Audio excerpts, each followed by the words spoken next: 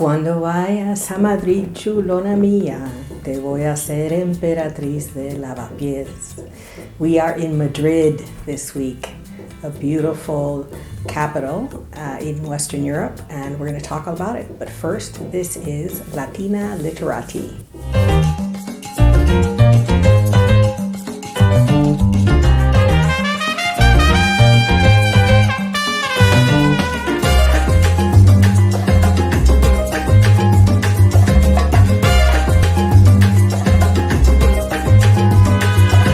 The history of Madrid begins as a walled city in the 9th century under the Emirate of Córdoba. The name Madrid, from which Madrid comes, in Arabic means near water or abundance of water, because Madrid is right on the river Manzanares.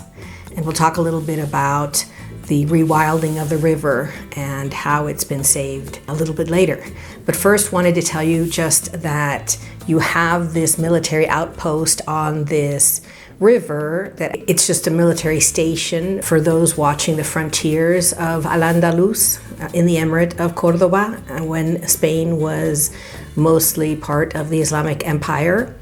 And about 200 years later, the city is taken as part of the Reconquista. So you have it coming under Christian domination, and one of the first things that is done is that the materials from the mosque are used to build a cathedral. And it is said that in the walls of the city there is a virgin that is found, and she is crowned María de la Almudena. Almudena means citadel. It's taken from the Arabic words for citadel. So it's fascinating that Madrid and the patroness of Madrid, their names come from the Islamic history of the area. Madrid is in the geographic center of Spain. If you look at a map of Spain here, you will see that it's right in the middle. And that's one of the reasons why Philip II decides to make it the administrative center of his kingdom. Before Madrid, the capital of Spain was Toledo. And so it is built up, Madrid is built up as the administrative center. And so you have things like El Palacio Real, you have the Royal Palace. It's actually one of the largest in the world, especially in Europe. It's a huge, huge palace to visit. And we're going to talk a little bit about some gems here in Madrid, but I'm not going to go through the usual top 10 things to do in Madrid. I want to give you some hidden gems to look at if you have a chance to visit. But first, a little bit more about the history. So Madrid is the only European capital that was founded by an Islamic caliph. Also fascinating as part of the history of not just Madrid, but of the area, of the whole Iberian Peninsula. And so, of course, once the Reconquista occurs, before the Reconquista, as we all know, Jews, Christians, and Muslims lived in relative peace and prosperity. The Reconquista occurs, and very soon the Jews and Muslims are felt unwelcomed, and so they start to migrate south to what is left of the Andalus in Córdoba, Granada, until of course those are taken and they have to leave the entire peninsula. Madrid is a city of about 7 to 8 million people, and if you're here on November 9th, you will see the processions and the festivities to the patroness, La Virgen de la Almudena. And it is a very, very elegant city. It's a city that was planned, and so it has great avenues and very palatial buildings, both administrative and cultural. Some of the most important museums in this part of Europe are here. You, of course, have to visit the Prado, the Thyssen, the Reina Sofia. But I actually want to talk to you about some hidden gems. I had some friends take me to a wonderful area called, of all things, Matadero, and that literally means slaughterhouse. And so this area, thank you, Diana y Jorge. This area used to be the slaughterhouse for all of Madrid, and so you can imagine what that was like. And it was next to this river, Manzanares, until about the 1940s, it was a slaughterhouse. Then it was abandoned for about 30 years. And then in the 70s, there was a kind of interest in the buildings. They're historic buildings, and so they were put to use. Things like co-working spaces, cafes, foundations, cultural spaces, a lot of art galleries. And so it's fascinating to come and see what can be done with historic buildings that had literally savage uses in the past and are now turned into really welcoming spaces for families. And all along the river, so you have the section that's being reused, and then along the river they have rewilded. They've replanted trees and cleaned it up and put new bridges so that it connects to the southern portions of the city.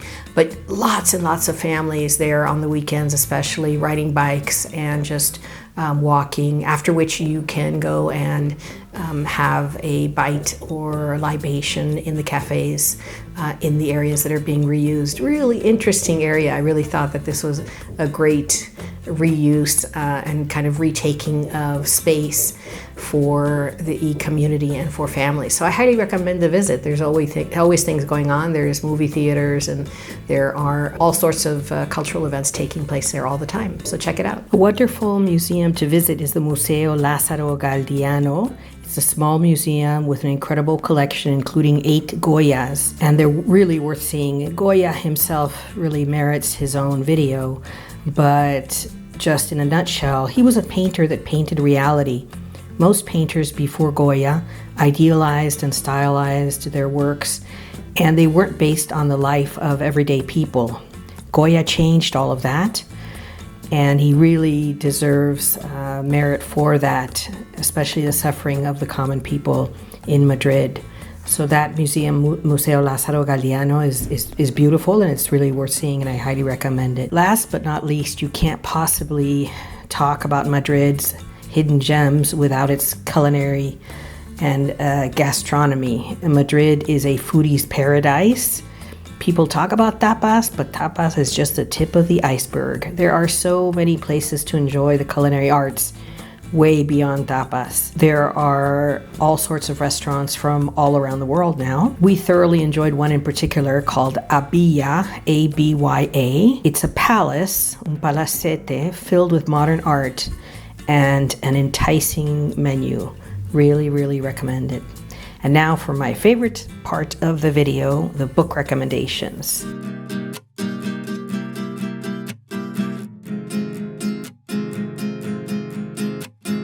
The first book I'm going to recommend is called Battle for Spain, and it's the history of the Spanish War by Anthony Beevor. I really think that understanding the Spanish War helps you understand all of the Spanish culture and modern Spain. It really is a defining moment in modern Spanish history. So it's a great book, Battle for Spain. Highly recommend it and thoroughly think you would enjoy it. The second book is actually a classic, not just in Spain, but around the world. Don Quixote de la Mancha by Miguel de Cervantes.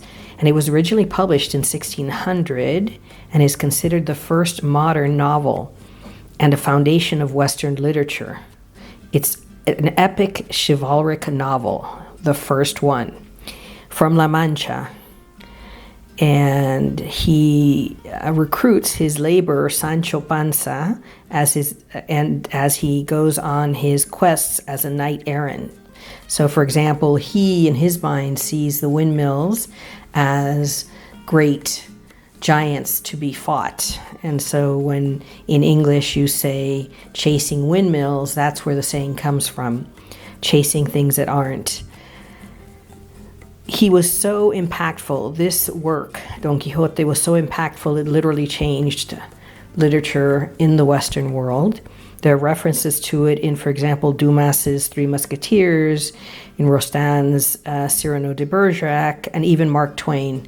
Really impactful. There are children's versions, there are modern versions, there's the original version. I mean, there's so many different versions, but if you haven't read Don Quixote de la Mancha, it's just the hearthstone of chivalric literature, and it's just wonderful, and so many beautiful sayings. For example, un diente vale más que un diamante, because in those days, if you had to get rid of a tooth, it was gone forever. And so one of the many wise things he says is a tooth is worth far more than a diamond. And Sancho kind of plays the real character of common sense as his hidalgo, as the person he's following kind of goes around and chases windmills. So it's a really amazing, fun story, and it's a classic of Western literature that you have to read. So highly, highly recommend it. The third book I'm going to recommend is called Hotel Florida by Amanda Vale. And it follows the lives of three couples. Best known are Ernest Hemingway and Martha Gellhorn, who are covering the Spanish Civil War.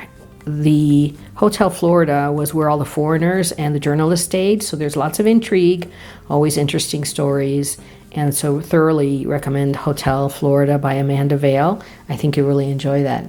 As always, check your library, your local bookseller. We want to support them. We always include in the description box independent booksellers who offer them in case you'd like to purchase these books. And it is a very, very special video that I want to dedicate to all of the young people here from Latin America that are making their new lives. And as always, con mucho cariño, mucho salud, mucho amor, muchas gracias.